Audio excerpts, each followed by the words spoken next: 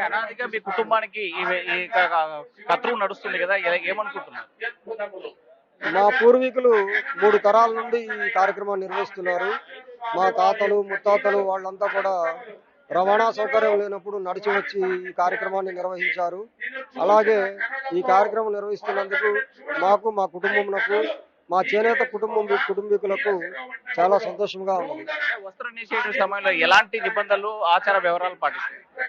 వస్త్రం తయారీలో మేము నియమనిష్టలు అంటే శివనామస్మరణకు మేము ఎలాగైతే శివ దీక్ష చేస్తారో అలాంటి దీక్షతో మేము ఈ వస్త్రాన్ని తయారు చేస్తాము.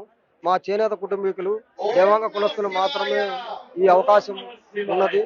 అలాంటి ఈ అవకాశాన్ని మేము చాలా స్వామివారి కృపతో నిర్వహిస్తున్నాము. ఇలా 11 పాగాలను మాత్రమే మేము ఈ పాగాలంకరణ కార్యక్రమంలో వినియోగిస్తాము. అంటే 11 పాగాలకు సంబంధించి ఒక్కొక్క పాగాలకు 365 అడుగులు ఉంటుందా? ప్రతి పాగా కూడా మూర వెడల్పున 300 మూర పొడవున ఉండాలి.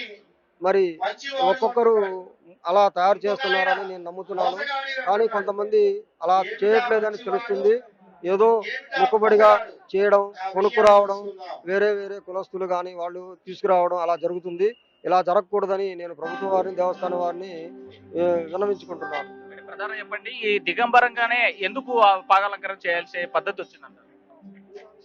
ఇది ఆనవాయితీగా పూర్వాచారం నుండి వస్తుంది. అలాగే మేము కూడా మా తండ్రి గారు, మా తాతగారు, మా పూర్వీకులు అందరూ చేసే విధానంగానే మేము చేస్తున్నాము. అది దిగంబరంగా ఈ దిగంబర ఈశ్వరునికి ఈ కార్యక్రమం నిర్వహించాలని మా పెద్దలు చెప్పారు.